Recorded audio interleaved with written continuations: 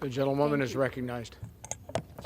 Thank you, Mr. Speaker, and I rise in support of the rule to bring up to the House concurrent resolution number 9, denouncing the horrors of socialism. And why am I bringing this resolution to the floor of the United States House of Representatives?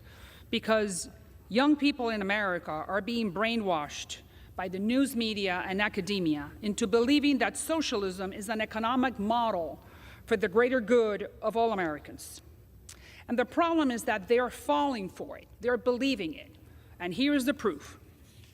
Almost 40% of Gen Z and millennials think the Communist Manifesto, written by Karl Marx, the father of Marxism, is a better defense of freedom and equality than the Declaration of Independence, written by Thomas Jefferson, one of the creators of the American experiment, the American exceptionality, and the document which gave birth to the most prosperous and resilient democracy in the history of the world, ours, the United States of America.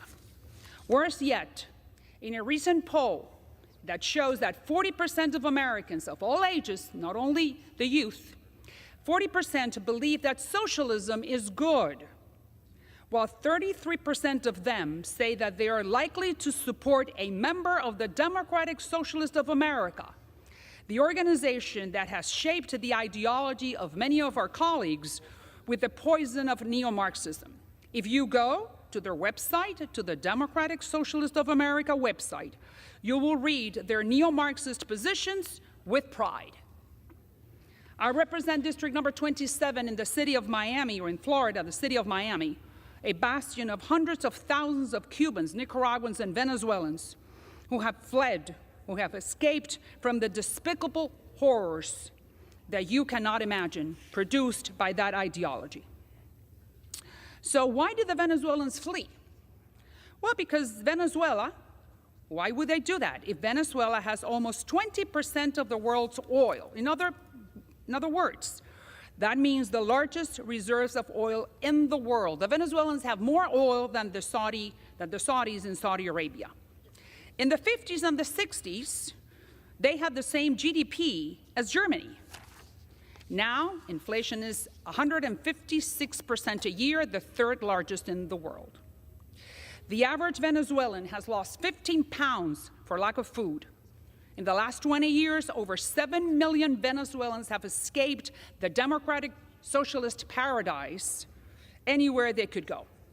That is more people than have fled the violence in Syria. So that indicates that socialism is more devastating than a civil war. Another country who has lost everything is Nicaragua. In the 70s was the breadbasket of Central America. But then the Sandinistas arrived.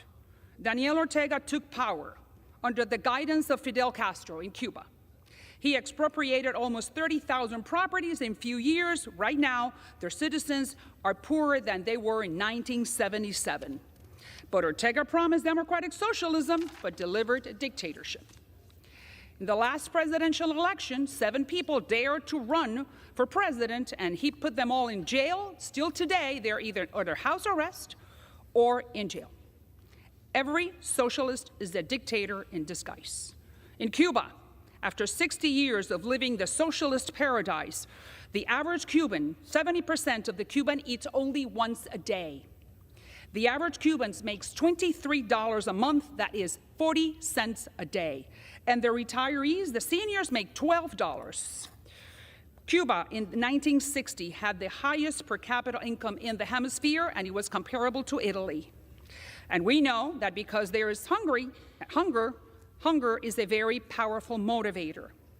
So today, Cubans by the thousands throw themselves to the sharks in the Straits of Florida looking for freedom and hoping to get to the district that I represent on this floor.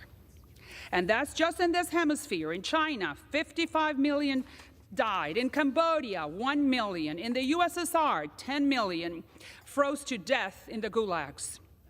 Socialists are in the business of power, and it only takes one generation to believe their false promises and lose our freedom. It is a lie that socialism will solve your problems, economic or social. And if it's democratic socialism is socialism, and socialism is always socialism.